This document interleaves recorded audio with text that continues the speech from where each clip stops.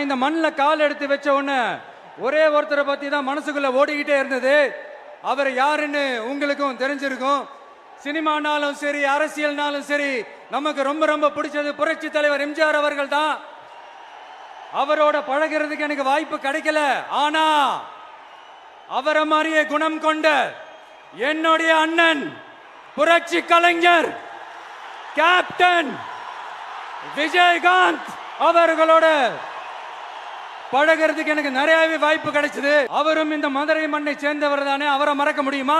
இந்த மதுரைனாலே உடனே ஞாபகத்துக்கு வருது சீறி பாஞ்சி துள்ளி குதிக்கிற யாருக்கும் அடங்காத காளைகள் விளையாடுற அலங்காநல்லூர் ஜல்லிக்கட்டு தான். நம்ம வைகை ஆறு தான். அழகர் ஆத்துல இறங்குற வைபவம். மதுரை மீனாட்சி அம்மன். இந்த மண்ணோட உண்மையான குணம் உணர்வு பூர்வமான மண் இது.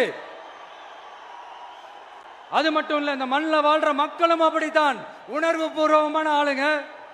தமிழ்நாட்டு மக்கள் உணர்வு பூர்வமா உண்மையா நம்ம பக்கத்திலே நிக்கிறவங்க. அதுக்கு ஒரு மிகப்பெரிய அடையாளம் தான் இந்த மதுரை மண். நம்ம தமிழக வெற்றி கழகம் கையில் எடுத்திருக்கிற அரசியலும் அப்படித்தான்.